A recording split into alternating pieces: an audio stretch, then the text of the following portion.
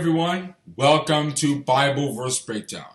I'm Ewaenruwa Nomaren, and the verse that we are going to be exploring today is 2 Corinthians chapter 10, verse 4, where St. Paul told us, "For the weapons of our warfare are not carnal, but mighty through God to the pulling down of strongholds." So, we hear the word warfare and weapons. We might begin to think of the battles of David, and the battles of Gideon, and the battles of Joshua, and the battle Abraham fought in Genesis chapter 14. Those are popular battles that people talk about all the time. But St. Paul was describing spiritual warfare. And it's spiritual because it's not physical, as in the opponents we're dealing with might not necessarily always be physical, as in beings that we wrestle with, and it generally doesn't have to do with physical weapons or armor that we use to fight. It's talking about sin, talking about how we have to distance ourselves from sin, refrain from sin.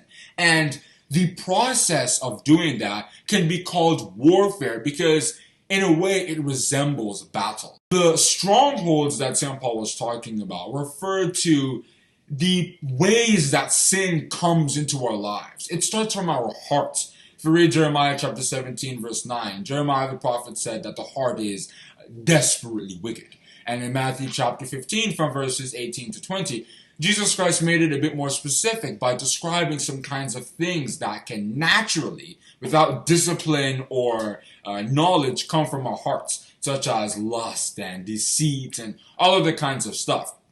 So, and in Romans chapter 7, from verses 15 to 23, St. Paul described how even with spiritual knowledge and understanding, humans generally fall into things that they originally wouldn't want to do. But because of something called sinful nature, the fact that we're born in sin, according to Psalms chapter 51, verse 5, we may naturally gravitate to that.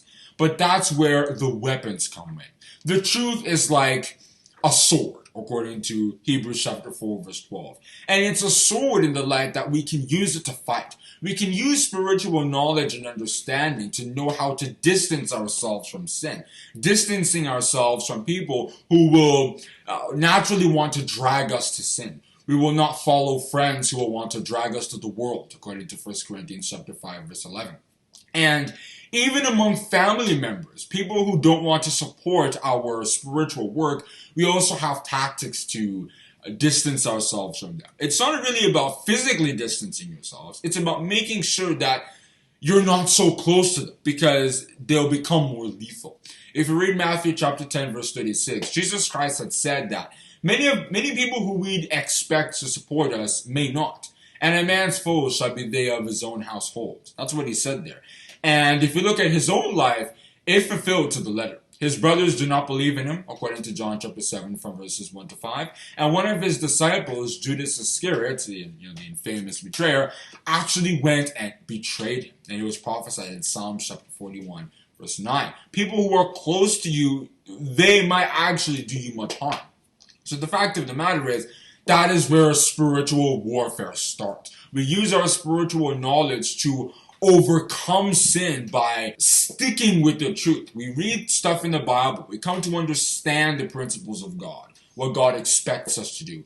And then we use that to live our lives. And any attempt by Satan, the devil, to try to make us become worldly, to try to make us forget about God and just live as other people live. There's an idiom for it, jumping on the bandwagon. And it was described in John chapter 15, verse 19. If you love the world and you're of the world, then the world will love you. But spiritual warfare is about distancing yourself from that and preventing yourself from forsaking your spirituality. And it's about using courage and boldness to keep on that track until you eventually obtain a victory where all those people and all those enemies eventually lose interest and you, in the end, win.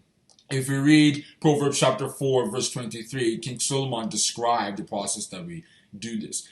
Keep your heart with all diligence, for out of it are the issues of life. We use our knowledge of the scriptures to subdue those natural thoughts and feelings of sin. And I'll conclude with what St. Paul said in 2 Timothy chapter 4 and verses 7 and 8. Because that was where St. Paul, someone who fought many spiritual battles over his ministry, had said that he had won the spiritual battle. He obtained that victory.